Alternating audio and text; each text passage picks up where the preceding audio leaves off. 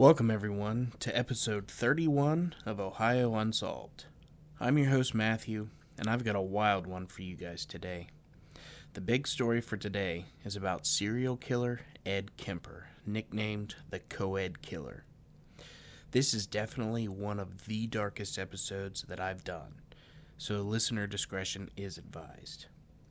So let's just get right into the stories.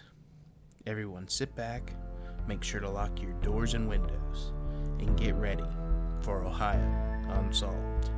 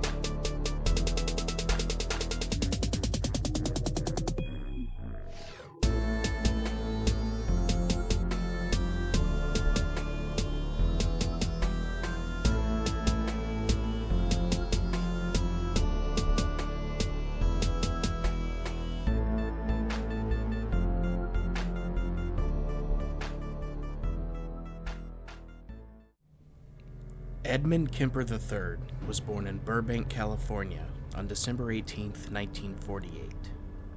He was the middle child and only son born to Clarnell Elizabeth Kemper and Edmund Kemper Jr. Edmund Jr. was a World War II veteran who after the war tested nuclear weapons at the Pacific Proving Grounds before returning to California, where he worked as an electrician. Clarnell would often complain about her husband's menial electrician job. Edmund Jr. would later state that suicide missions in wartime and the atomic bomb testings were nothing compared to living with Clarnell, and that she affected him more than 396 days and nights of fighting on the front did. Weighing 13 pounds as a newborn, Ed Kemper was a head taller than his peers by the age of 4. Early on, he exhibited antisocial behavior, such as torture of insects and cruelty to animals. At the age of 10, he buried a pet cat alive. Once it died, he dug it up, decapitated it, and mounted its head on a spike. Ed would later state that he derived pleasure from successfully lying to his family about killing the cat. When he was 13, he killed another family cat when he perceived it to be favoring his younger sister, Allen Lee Kemper, over him. He kept pieces of it in his closet until his mother would find them. Ed Kemper also had a dark fantasy life. He performed rites with his younger sister's dolls that culminated in his removing of their hands and heads. On one occasion, when his older sister, Susan, teased him and asked him why he did not try to kiss his teacher, he replied, "If I kiss her, I'd have to kill her first." He also recalled that as a young boy, he would sneak out of his house and, armed with his father's bayonet, go to his second grade teacher's house to watch her through the windows. He stated in later interviews that some of his favorite games to play as a child were gas chamber and electric chair, in which he asked his younger sister to tie him up and flip an imaginary switch. He would then tumble over and writhe on the floor, pretending that he was being executed by gas inhalation or an electric shock. He also had close-to-death experiences as a child. Once when his older sister tried to push him in front of a train, and another time when she successfully punched him into the deep end of a swimming pool where he almost drowned. He did have a close relationship with his father and was notably devastated when his parents divorced in 1957, causing him to be raised by Clarnell in Montana. He had a severely dysfunctional relationship with his mother, who was a neurotic, domineering alcoholic who frequently belittled, humiliated, and abused him. She would often make him sleep in a locked basement because she feared that he would harm his sisters, regularly mocked him for his large size. He stood 6 feet 4 inches by the age of 15, and derided him as a real weirdo in a phone conversation to Kemper's father, unaware that her son had been eavesdropping. She also refused to show him any affection out of fear that she would, quote, turn him gay, and told the young Kemper that he reminded her of his father and that no woman would ever love him. Ed later described her as a sick, angry woman, and it had been postulated that she suffered from borderline personality disorder. At the age of 14, Ed ran away from home in an attempt to reconcile with his father in Van Nuys, California. Once there, he learned that his father had remarried and had a stepson. Ed stayed with his father for a short while until the elder Kemper sent him to live with his paternal grandparents, who lived on a ranch in the foothills of the Sierra Nevada mountains on Road 224, about 2 miles west of the town of North Fork. Ed Kemper hated living in North Fork. He described his grandfather as senile and said that his grandmother was constantly emasculating me and my grandfather. However, he made friends for a short while with David Dozer, who lived a short distance away and was about the same age. According to David and his mother, Elena, he stopped spending time with Ed, who he called Guy, after the Dozer's cat and Elena's pillowcase went missing. Dozer disavowed any knowledge of what happened to the cat and the pillowcase. As a curiosity, he gave his future wife a 50-cent piece that had the eye of the eagle precisely drilled out by Kemper. On August 27, 1964, at the age of 15, Ed was sitting at the kitchen table with his grandmother Maud Matilda Huey Kemper when they had an argument. Enraged, Ed stormed off and retrieved a rifle that his grandfather had given him for hunting. The rifle had been confiscated because he used it to needlessly shoot animals. He then re-entered the kitchen and fatally shot his grandmother in the back of the head before firing twice more in her back. His grandmother's last words were, quote, "Oh, you'd better not be shooting the birds again." Some accounts mention that she also suffered multiple post-mortem stab wounds with a kitchen knife. When Ed's grandfather, Edmund Kemper Sr., returned from the grocery store, Ed went outside and fatally shot him in the driveway next to his car. He was unsure of what to do next, so he phoned his mother, who told him to contact the local police. He did so and waited to be taken into custody. After his arrest, Ed Kemper said that he, quote, just wanted to see what it felt like to kill Grandma, and he testified that he killed his grandfather so he would not have to find out that his wife was dead, and that he would be angry with Ed for what he'd done. Psychiatrist Donald Lundy, who interviewed Ed during adulthood, wrote, "In his way, he had avenged the rejection of both his father and his mother." Ed Kemper's crimes were deemed incomprehensible for a 15-year-old to commit, and court psychiatrists diagnosed him as a paranoid schizophrenic. He was sent to the state hospital, a maximum security facility that houses mentally ill convicts. While in the hospital, California Youth Authority psychiatrists and social workers disagreed with the court psychiatrist's diagnosis. Their report stated that Ed showed no flight of ideas, no interference with thought, no expression of delusions or hallucinations, and no evidence of bizarre thinking. They also observed him to be intelligent and introspective. Initially, testing measured his IQ at 136, over 2 standard deviations above average. Ed was re-diagnosed with a less severe condition, a personality trait disturbance, passive-aggressive type.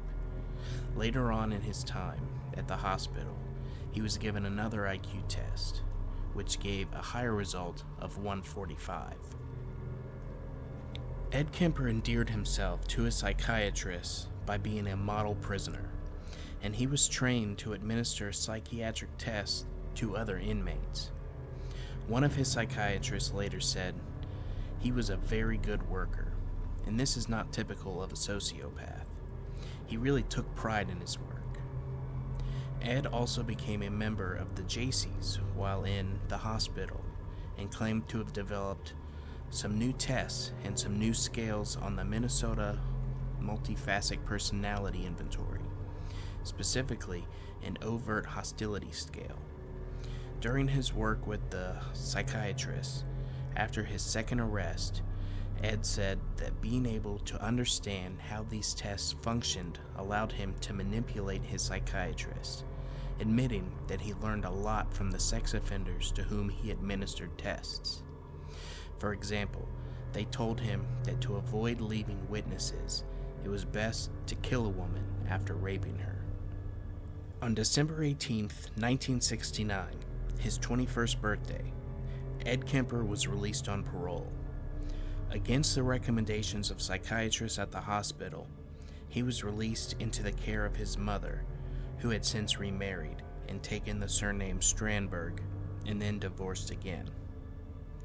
Ed later demonstrated further to his psychiatrist that he was rehabilitated, and on November 29, 1972, his juvenile records were permanently expunged.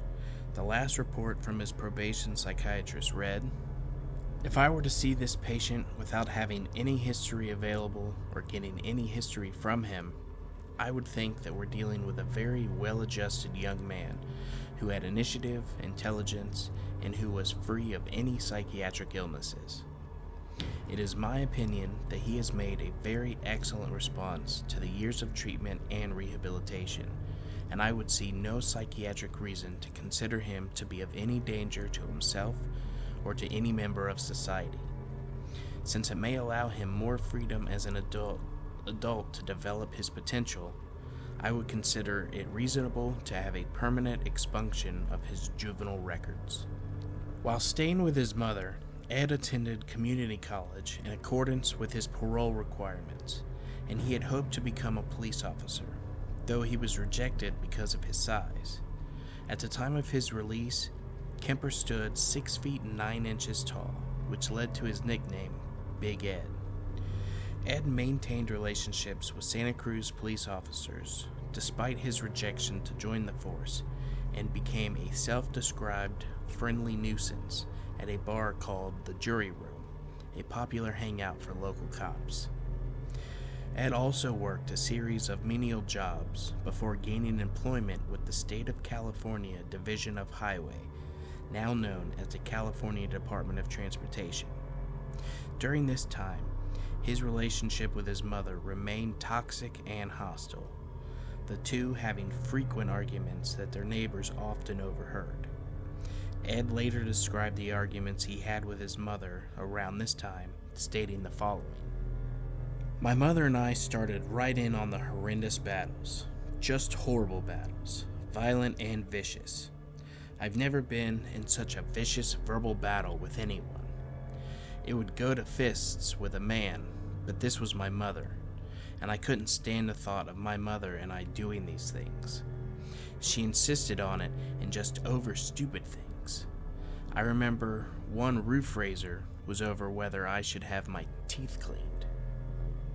When he had saved enough money, Ed moved out to live with a friend in Alameda. There, he still complained of being unable to get away from his mother because she regularly phoned him and paid him surprise visits. He often had financial difficulties, which resulted in his frequently returning to his mother's apartment. At Santa Cruz Beach, Ed met a student from Turlock High School to whom he became engaged in March 1973. The engagement was broken off after Ed's second arrest, and his fiance's parents requested her name not be revealed to the public. The same year that he began working for the Highway Division, Ed was hit by a car while riding a motorcycle that he had recently purchased.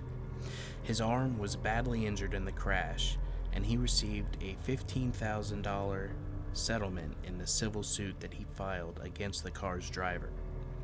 As he was driving around in the 1969 Ford Galaxy that he bought with part of his settlement money, he noticed a large number of young women hitchhiking and began storing plastic bags, knives, blankets, and handcuffs in his car. He then began picking up young women and peacefully letting them go. According to Ed, he picked up around 150 such hitchhikers before he felt homicidal sexual urges, which he called little zapples, and began acting on them. Between May 1972 and April 1973, Ed Kemper killed 8 people, all women.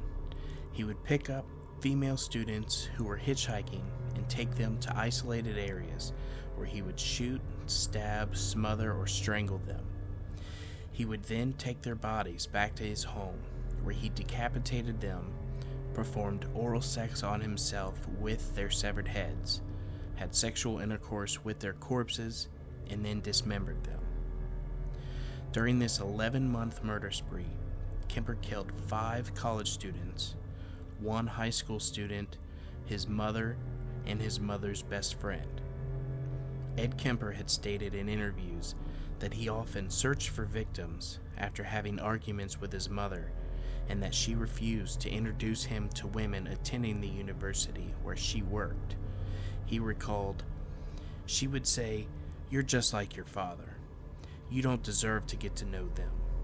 Psychiatrists and Ed Kemper himself have espoused the belief that the young women were surrogates for his ultimate target, his mother.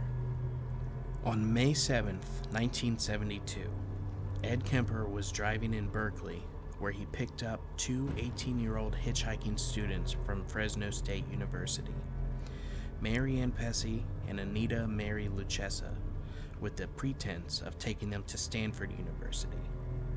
After driving for an hour, he managed to reach a secluded wooded area near Alameda, with which he was familiar from his work at the Highway Department, without alerting his passengers that he had changed directions from where they wanted to go. It was there that he handcuffed Mary Ann and locked Anita in the trunk. He then stabbed and strangled Mary Ann to death, subsequently killing Anita in the similar manner. Ed Kemper later confessed that while handcuffing Mary Ann, he brushed the back of his hand against one of her breasts, and it embarrassed him, adding that he said, "Whoops, I'm sorry," or something like that, after grazing her, despite murdering her minutes later. Ed Kemper put both of the women's bodies in the trunk of his Ford Galaxy and returned to his apartment. He was stopped on the way by a police officer for having a broken taillight, but the officer did not detect the corpses in the car. Ed's roommate was not at home, so he took the bodies inside, where he photographed and had sexual intercourse with their naked corpses before dismembering them. He then put the body parts into plastic bags, which he later abandoned near Loma Prieta Mountain, before disposing of Mary Ann and Anita's severed heads in a ravine. Kemper engaged in erumatio with both of them, and that is the act of having oral sex with their severed head. In August of that year, Mary Ann's skull was found on Loma Prieta Mountain. An extensive search failed to turn up the rest of her remains or a trace of Lucchesa.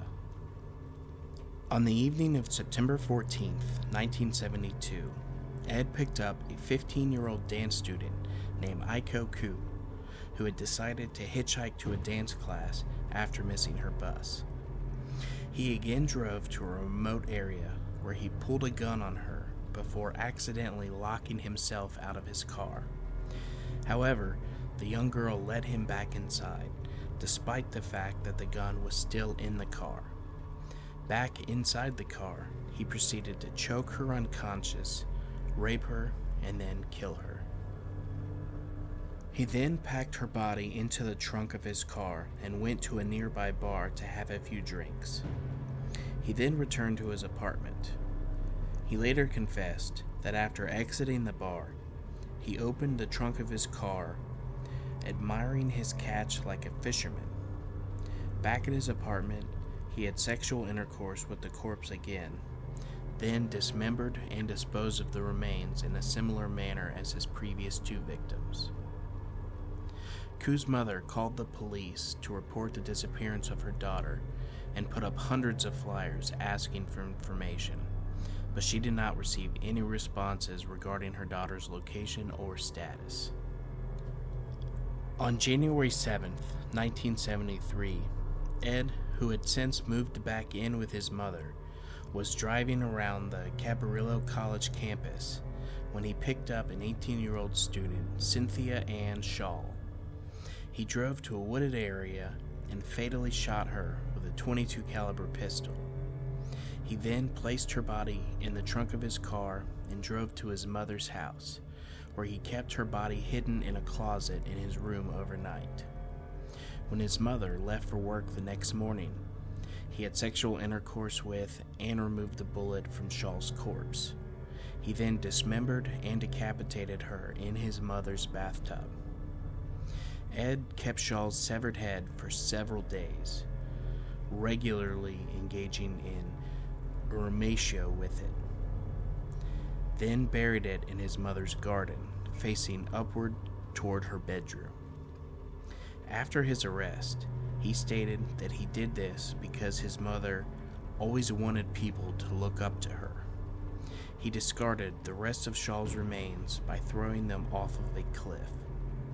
Over the course of the following few weeks, all except Shaw's head and right hand were discovered and pieced together like a macabre jigsaw puzzle. A pathologist determined that Shaw had been cut into pieces with a power saw. On February 5th, 1973, after a heated argument with his mother, Ed left his house in search of a possible victim. With heightened suspicion of a serial killer preying on hitchhikers in the Santa Cruz area, students had been advised to accept rides only from cars with university stickers on them. Ed was able to obtain such a sticker, as his mother worked for the university. He encountered 23-year-old Rosalinda Thorpe and 20-year-old Alice Liu on the UCSC campus. According to Kemper, Thorpe entered his car first, reassuring Liu to also enter. He first fatally shot Thorpe and then Liu with his pistol and wrapped their bodies in blankets. Kemper again brought his victims back to his mother's house. This time, he had beheaded them in his car, and he carried their headless corpses into his mother's house to have sexual intercourse with them. He then dismembered the bodies, removed the bullets to prevent identification, and discarded their remains the next morning. Some remains were found at Eden Canyon a week later, and more were found near Route 1 in March. When questioned in an interview as to why he decapitated his victims, he explained, quote, "The head trip fantasies were a bit like a trophy. You know, the head is where everything is at. The brain, eyes, mouth, that's the person. I remember being told as a kid, you cut off the head and the body dies. The body is nothing after the head is cut off. Well, that's not quite true. There's a lot left in the girl's body without the head." On April 20th, 1973, after coming home from a party, 52-year-old Clarnell Elizabeth Strandenberg awakened her son with her arrival. While sitting in her bed reading a book, she noticed Ed enter her room and said to him, "I suppose you're going to want to sit up all night and talk now." Ed replied, "No, good night." He then waited for her to fall asleep. He then snuck back into her room to bludgeon her with a claw hammer and slit her throat with a penknife. He then decapitated her and engaged in irrumatio with her severed head, then used it as a dartboard. Ed stated that he put her head on a shelf and screamed at it for an hour. He threw darts at it and ultimately smashed her face in. He also cut out her tongue and larynx and put them in the garbage disposal. However, the garbage disposal could not break down the tough vocal cords and ejected the tissue back into the sink. That seemed appropriate, as much as she'd bitched and screamed and yelled at me over the so many years, Kemper would later say. He also hid his mother's corpse in a closet, and he went to drink at a nearby bar. Upon his return, he invited his mother's best friend, 59-year-old Sarah Taylor Hallett, over to the house to have dinner and watch a movie. When Sally arrived, Ed strangled her to death to create a cover story that his mother and Hallett had gone away together on vacation. He subsequently put Hallett's corpse in a closet, obscured any outward signs of a disturbance, and left a note to the police. It read, approximately 5:15 a.m., Saturday.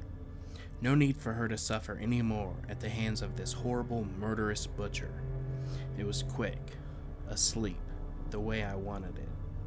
Not sloppy and incomplete, gents. Just a lack of time. I've got things to do. Afterward, Ed fled the scene. He drove nonstop to Pueblo, Colorado, taking caffeine pills to stay awake for the over 1,000-mile journey. He had 3 guns and hundreds of rounds of ammunition in his car, and he believed that he was the target of an active manhunt. After not hearing any news on the radio about the murders of his mother and Hallett when he arrived in Pueblo, he found a phone booth and he called the police. He confessed to the murders of his mother and her best friend, but the police did not take his call seriously and told him to call back at a later time. Several hours later, Kemper called again, asking to speak to an officer that he personally knew. He confessed to that officer of killing his mother and Hallett. He then waited for the police to arrive and take him into custody. Upon his capture, Ed also confessed to the murders of the 6 students. When asked in a later interview why he turned himself in, Ed said, "The original purpose was gone. It wasn't serving any physical or real emotional purpose. It was just a pure waste of time, emotionally. I couldn't handle it much longer. Toward the end there, I started feeling the folly of the whole damn thing, and at the point of near exhaustion, near collapse. I just said, to hell with it, and I called it off." Ed Kemper was indicted on 8 counts of first-degree murder on May 7, 1973. He was assigned the Chief Public Defender of Santa Cruz County, Attorney Jim Jackson, due to Kemper's explicit and detailed confession. His counsel's only option was to plead not guilty by reason of insanity to the charges. Kemper twice tried to commit suicide while in custody. His trial went ahead on October 23, 1973. 3 court-appointed psychiatrists found Kemper to be legally sane. One of the psychiatrists, Dr. Joel Fort, investigated his juvenile records and the diagnosis that he was once psychotic. Fort also interviewed Kemper, including under truth serum, and relayed to the court that Ed had engaged in cannibalism, alleging that he sliced flesh from the legs of his victims, then cooked and consumed these strips of flesh in a casserole. Nevertheless, Fort determined that Kemper was fully cognizant in each case and stated that Kemper enjoyed the prospect of the infamy associated with being labeled a murderer. Ed later recanted the confession of cannibalism. California used the McNaughton standard, which held that for a defendant to establish a defense on the ground of insanity, it must be clearly proved that at the time of the committing of the act, the party accused was laboring under such a defect of reason from disease of mind, and not to know the nature and quality of the act he was doing, or if he did know it, that he did not know what he was doing was wrong. Kemper appeared to have known that the nature of his acts was wrong, and he had shown signs of malice aforethought. On November 1st, Ed Kemper took the stand.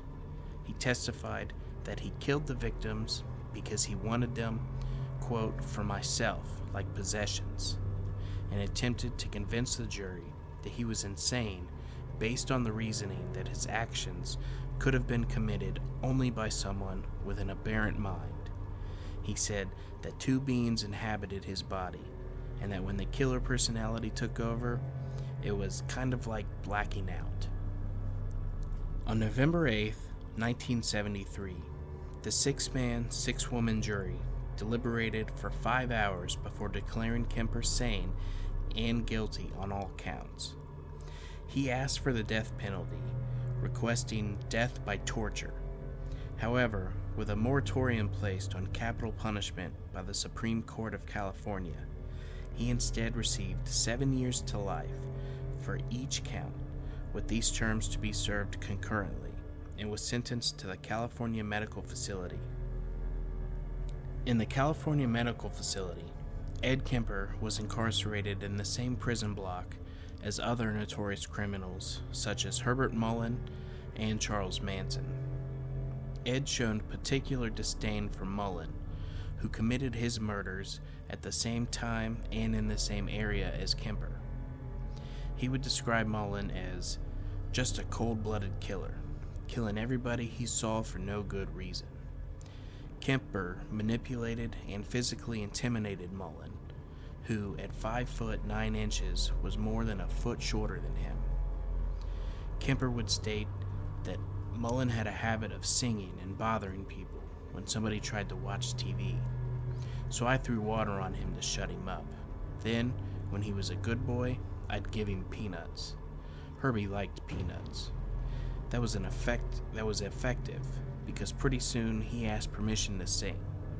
That's called behavior modification treatment. Kemper remains among the general population in prison and is considered a model prisoner. He was in charge of scheduling other inmates' appointments with their psychiatrists and was also an accomplished craftsman in the ceramic cups. He was also a prolific reader of the audiobooks for the blind. In 1987, Los Angeles Times article stated that he was a coordinator of the prison's program and had personally spent over 5,000 hours narrating books with several hundred completed recordings to his name. Kemper was retired from these positions in 2015 after he experienced a stroke and was declared medically disabled. He received his first rules violation report in 2016 for failing to provide a urine sample. While imprisoned, Ed Kemper has participated in a number of interviews, including a segment in the 1982 documentary The Killing of America, as well as an appearance in the 1984 documentary Murder, No Apparent Motive. His interviews have contributed to the understanding of the mind of serial killers. FBI profiler John Douglas described Kemper as among the brightest prison inmates he interviewed and capable of, quote, rare insight for a violent criminal.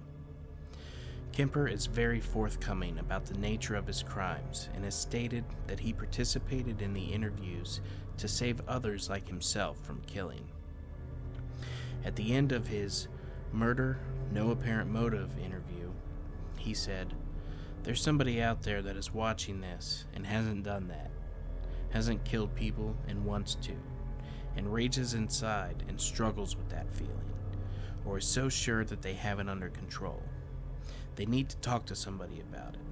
Trust somebody enough to sit down and talk about something that isn't a crime. Thinking that way isn't a crime. Doing it isn't just a crime, it's a horrible thing.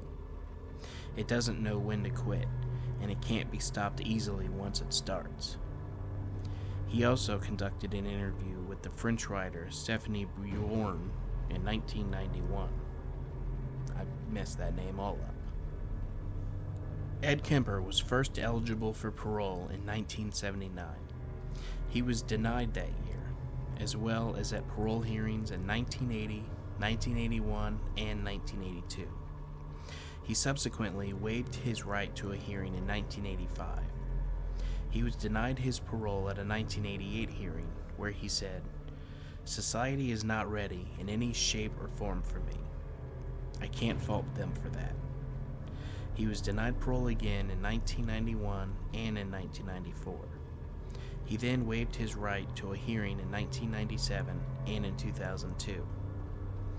He attended the next hearing in 2007, where he was again denied. Prosecutor Ardain Sims said, "We don't care how much of a model prisoner he is, because of the enormity of his crimes." Kemper waived his right to a hearing again in 2012. He was denied parole in 2017 and is next eligible in 2024.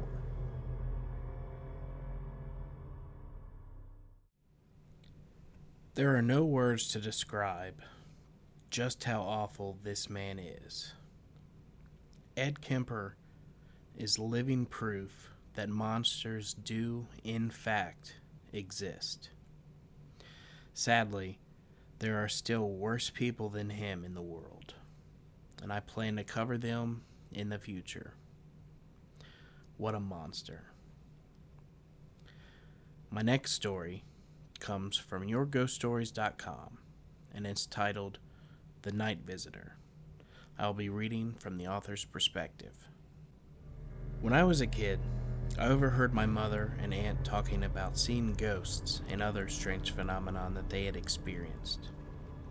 At first, I didn't really understand it, but as the years went by, I began to sense things, whether it be a flash out of the corner of my eye, hearing footsteps on the porch, or seeing my 2-year-old daughter talking to a woman in a long black dress with a lot of buttons that wasn't there. But nothing prepared me for what happened when my father-in-law Dean suddenly suffered a heart attack at his home in Piedmont, Ohio in 1981. Dean's wife, 4 sons, daughter, and their families couldn't see the world without this vibrant man, always the life of the party, always telling jokes, always pulling pranks, and just being plain ornery. He made each of us feel special. My husband, Denny, the oldest son, desperately wanted to spend time with his father in the hospital. Unfortunately, he had a bad cold and he couldn't see his dad for a week. When I followed Denny into his hospital room, Dean greeted us with jokes about the cute nurses. Maybe he would be all right, I thought. I didn't look at Dean as I sat down in the chair at the foot of the bed. It was only after I looked up that I see the purple cross on his forehead. I sat transfixed, staring at it, while he laughed and talked to Denny. Suddenly, this feeling of grief engulfed me. I knew he was going to die.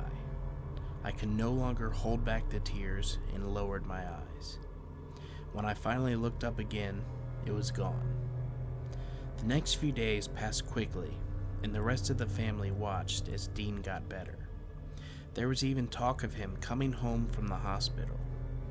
Then it happened. The fatal heart attack hit Dean around 2 a.m. on a cold January night. I got the call before Denny got home from his afternoon shift at the local coal company.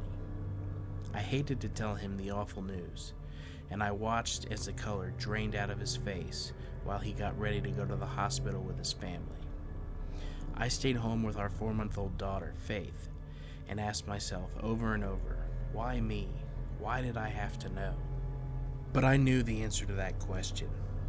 I felt guilty for not being able to share what I knew with my husband and his family, but they didn't believe in that sort of thing. Then the unexpected happened again. One evening after the funeral, around 9 p.m., Denny said that he was going up to bed. As I sat in the chair watching television, holding faith, I saw something out of the corner of my eye. When I turned my head, I saw Dean, wearing his familiar plaid short-sleeved shirt, standing at the foot of the stairs in the other room. I stared, and for a minute my heart burst with joy. He's back! But I knew better, and grief washed over me in waves. As quickly as the grief came, a tremendous feeling of peace took its place. I felt no fear at all. He stood with his hand on the banister and smiled at me. Then, in my head, I heard him say, "I'm just going to say goodbye." Then he started to walk up the stairs and out of sight. I sat there for a good while, unable to move, holding my daughter close to my heart. I could feel love all around me. Time seemed to stop for a while. When I finally got up, I put Faith to bed and went to check on Denny. He looked so peaceful. After I came back downstairs, I sat down in the chair, trying to make sense of what had just happened. I kept looking in the other room at the stairs, hoping to see him again, but I never did. 20 years later, I once again experienced an unexplained phenomenon. My mother and I received a word from the hospital that my father had suffered a debilitating stroke that morning in February 2001. We rushed to the hospital to find Dad unresponsive and dying. As we sat in silence, heads lowered in prayer beside him, he suddenly sat up in bed, holding out his arms, as if reaching for someone. His eyes reflected the sheer joy of seeing someone he longed to see. At that moment, I wished that I could see who it was. Then he began calling my dead brother's name, Tim. I knew he had come to take Dad to heaven. He would suffer no more. I told Dad to lie down, and as quickly as it happened, it was over. Mom said that she heard me tell him to lie down, but wondered what I was talking about. She didn't see it, but she felt strange nonetheless. "I believe you, honey," Mom said sadly. "I just wish that I could have seen Tim too."